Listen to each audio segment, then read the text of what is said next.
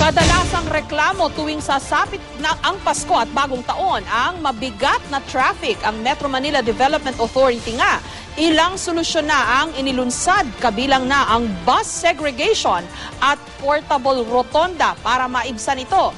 Naging epektibo naman kaya ang mga ito? Live mula sa Mandaluyong, may report si Rafi Tima. Rafi? Jessica, tinanong natin yan sa mga commuters nating kinapanayam kanina at magkakaiba ang kanilang mga sagot. Pero kung ang mga natatraffic ngayon dito sa aking kinaroroonan ng tatanungin, malamang sabihin nila ay kulang pa. Sa ngayon kasi moderate to heavy ang lagay ng trapiko mula Guadalupe hanggang dito sa Ortigas sa southbound lane ayon sa MMDA Metro Base. Ang iba pang bahagi ng EDSA southbound, moderate ang takbo ng mga sasakyan. Ang northbound naman mula MRT Ortigas hanggang Ayala ay moderate to heavy rin. Moderate naman ang sitwasyon mula White Plains hanggang Main Avenue. Ang C5 naman magkabilang direksyon, moderate ang daloy ng mga sasakyan ayon pa rin sa MMDA Metro Base. Ang MMDA naman, Jessica, ngayon pa lang ay sinasabing unti-unti na nilang nararamdaman ang magandang epekto ng ipinatutupad nilang bus segregation scheme. Sa mga susunod na araw, asahan pa raw ang gaganda ang daloy ng trapiko, lalo na dito sa EDSA kapag mas naging pamilyar pa ang mga pasahero sa bagong sistemang ito. Mga positibong tweet ang sumalubong sa MMDA kaninang umaga sa kasagsagan ng biyahe ng mga commuters papasok sa kanilang mga trabaho. Karamihan nagsabing umiksi ang oras ng kanilang biyahe. Mula 20 minuto hanggang halos 1 oras umano ang ibinawas ng kanilang biyahe. Ang isang ito sinabing hindi nila maiwasang pag-usapan sa opisina kung gaano kabilis ang kanilang mga biyahe kaninang umaga. Ang isa namang ito, muli raw na enjoy ang pagsakay sa bus. Ayon sa MMDA, inasahan na raw nila ito lalo pat unti-unti na nagiging pamilyar ang mga pasahero at mga bus driver sa bagong sistema. Na-improve po natin yung daloy ng trapiko sa yellow lane. May epekto rin po ito sa daloy ng trapiko sa private vehicles. Tapos ang nangyari po dito, marami po nag-feedback sa amin na gusto na lang po nila, mag-bus na lang po sila. At yun po ang gusto natin. Ang maganda po dito ay dapat po talagang ma-encourage po natin yung mag-public transport po ng tao.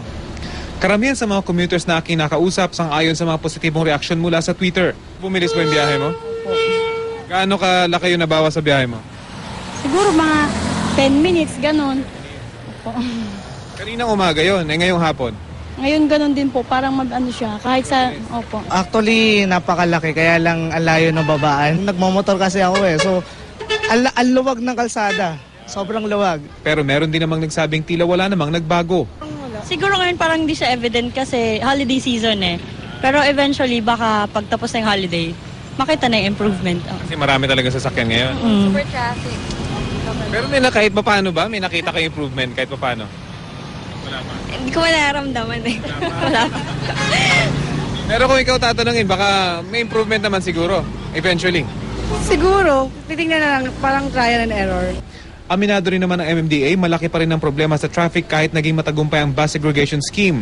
Bagamat malaking porsyento umano sa problema ng traffic lalo na sa EDSA ang mga bus, marami pang ibang dahilan ng masikip na daloy ng trapiko sa mga lansangan ng Metro Manila. Volume of vehicles na po talaga ito Di ba? Wala po tayong magagawa doon. Hindi naman po natin pwedeng i-disappear po lahat ng mga private vehicles na bumabiyahe po. So talaga pong hindi po natin maiiwasan yung volume. Ito pong bus segregation po natin, hindi naman po to magic pill na isosolve po lahat ng problema natin sa traffic. Ang problema po natin sa traffic, marami pong dahilan yan. So iniisa-isa po natin yung mga dahilan na yon. Bukod sa EDSA, pagtutunan din daw ng pansin ng MMDA ang mga Christmas lanes. Pero asahan na raw ang pagsisikip ng mga daloy ng mga sasakyan dahil sa dami ng mga lumalabas para mag-Christmas shopping. Sa Divisoria nga, dagsan ang mga mamimili sa taon ng tradisyonal na Christmas shopping. Karamihan sa kanila, nakatanggap na raw ng bonus kaya diretso shopping na. Sa Mega Q-Mart naman sa Quezon City, normal pa naman ang presyo ng mga bilihin.